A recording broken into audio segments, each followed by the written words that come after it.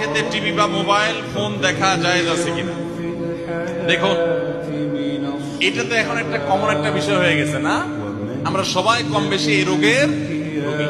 দেখুন, খাবার খেতে খেতে টেলিভিশন বা মোবাইলের স্ক্রিনে যদি হালাল কিছু দেখেন, ভালো কিছু দেখেন, তাহলে সেটা হারাম হবে না।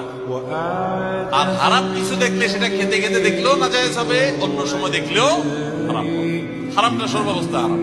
ভালো কিছু দেখলে খেতে খেতে সেই দেখাটা বা ওই দেখা অবস্থায় খাওয়াটা হারাম হবে না, কিন্তু অবশ্যই এটা অনুত্তম কাজ।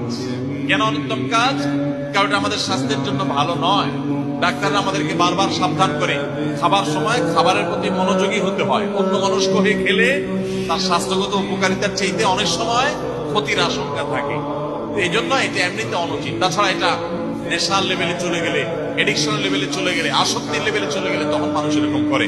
সেজন্য যথাসম্ভব এই বদ অভ্যাস থেকে আমাদের দূরে সরা উচিত।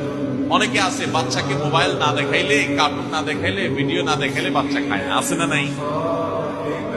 ভাইরা আমার, আমি খুব শক্তভাবে বলতে চাই, বাচ্চাকে মোবাইল দেখায়া, কম্পিউটার বা টেলিভিশনে কোনো ভিডিও কোনো কিছু দেখায়া খাওয়াবেন না। এটাতে বাচ্চার খাওয়ার উপকারিতা